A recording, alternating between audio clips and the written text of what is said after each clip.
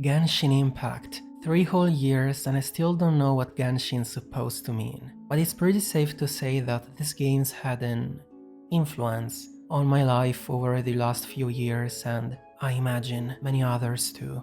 That said, it's harder to describe what Genshin is for me without mentioning how much I try to avoid its fanbase. On the other hand, it's harder to put into words just how good the music, the art, and the combat are without also having this little shit in the back of my mind. Don't lock us up! Let us out!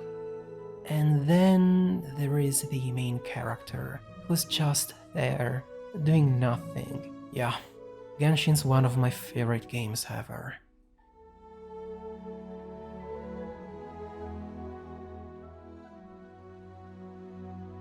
In spite of its many issues, there is something that will always pull me back into it. Sure, I did uninstall it one time, but Genshin's got that something that scratches the itch. Is it the art? Or perhaps the ties? I'm not sure. Now, I knew of the existence of a Genshin Impact manga, but not being the biggest fan of its plot,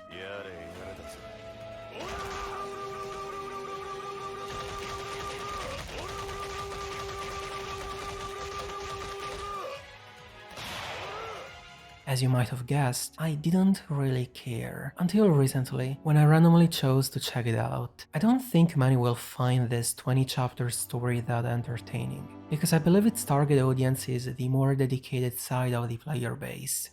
In fact, I'm a little bit biased. I saw value in it for very personal and subjective reasons. So with all that said, what's this story about? Taking place shortly before the traveler's arrival in the continent of Teyvat, the manga serves as a nice little prologue to the events narrated in-game, and it does a pretty good job at establishing the world and letting you familiarize with the characters. I especially found Venti interesting. I appreciated the NPCs staying lore accurate, and with that I mean that they treat you like trash. I also enjoyed the bits of lore about Celestia, this very mysterious area in the sky where the traveler will eventually have to go back to. But the highlight for me was Kaya and Diluc. Whenever these two are in the scene together, I can't help but smile. Their interactions are gold, and I even got to learn a bit more about Diluc's past, why he's such a gloomy person, so I can at least be less mad when I pull for a limited 5-star but end up losing my 50-50 to him. Kaya was surprisingly charismatic, so much that, after 4 years, I might finally build him. But, there is a but, to be honest, I was not having fun reading the manga initially, because it only gets better after a few chapters. In fact, this video was originally going to be much more negative. It wasn't really the manga itself the problem, rather the official Hoyoverse website hosting it. It's not user-friendly at all, which is to be expected seeing how the expression quality of life has only recently been discovered by the developers. What I mean is that there are no options to remove the multiple inputs around the image for a full immersion, and you can only read one page at a time before having to manually click onto the next one, instead of just scrolling down a long strip, which many other websites already do. It might sound like nitpicking, but I do value immersion, and Hoyoverse felt like a website that did not care about its users' experience. You cannot even do something as simple as zoom in to appreciate the detail of the art. The first chapters in particular give me a sense of claustrophobia because of how cluttered the panels are. Truly anticlimactic for the region of Mondstadt, which represents freedom.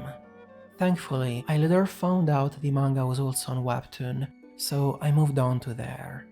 And that's when I started noticing something peculiar.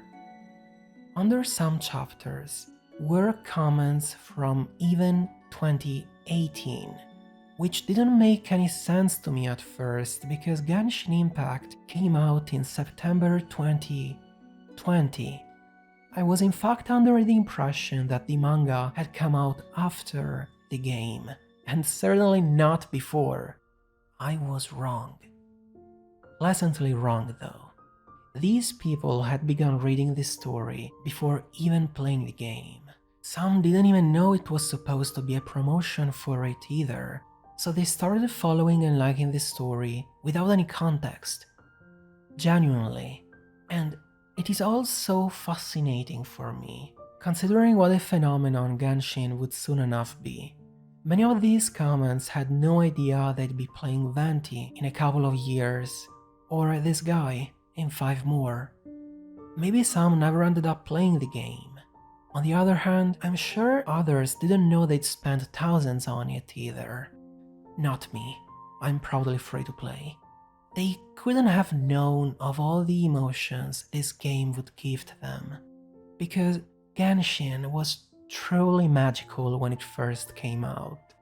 One of those games that makes you go, you had to be there.